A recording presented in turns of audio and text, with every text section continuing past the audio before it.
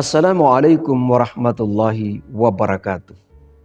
Nabi SAW bersabda, Al-muslimu man salimal muslimuna min lisani wa yadihi, wal muhajiru man hajara ma nahallahu anhu. Orang Islam itu adalah orang yang mampu menyelamatkan orang Islam lainnya dari gangguan lisannya dan gangguan tangannya. Dan dia berhijrah dari perbuatan tercela. Menyimak hadis ini, betapa pentingnya menjaga lisan. Jadi puasa tidak saja menjaga jangan sampai makan dan minum, tetapi puasa juga kita mampu menjaga lisan kita. Al-muslimu man salimal muslimuna min lisani. Orang Islam itu adalah orang yang mampu menyelamatkan orang Islam lainnya dari gangguan lisannya dan gangguan tangannya. Gangguan lisannya mencela, mencari-cari kekurangan orang lain, atau gibah,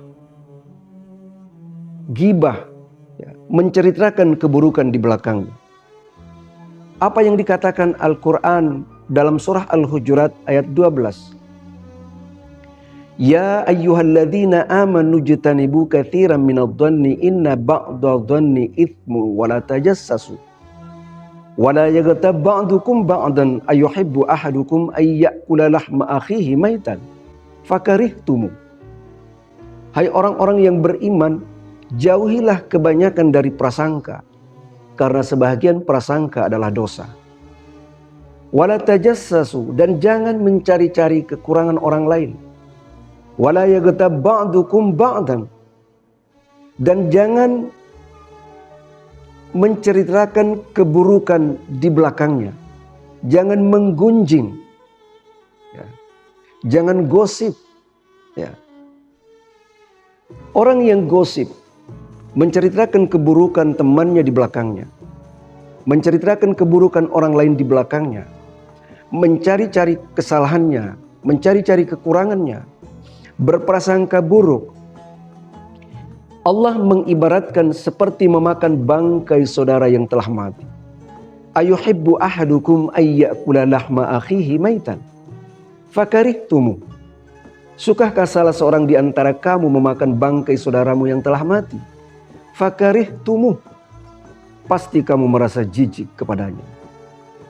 Jika memakan bangkainya kita merasa jijik, maka sama jijiknya kita mencari-cari kekurangannya, berprasangka buruk kepadanya, dan menceritakan keburukan di belakangnya. Jadi ibadah puasa bukan saja menahan lapar dan dahaga, tapi menahan lisan dari perkataan-perkataan yang buruk. Menahan lisan dari celaan-celaan atau hinaan-hinaan terhadap orang lain.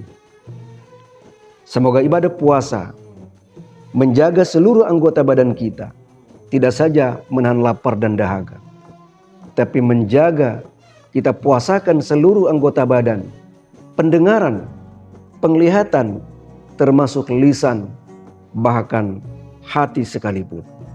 Semoga ibadah puasa kali ini menjadi lebih baik daripada sebelumnya. Wassalamualaikum warahmatullahi wabarakatuh.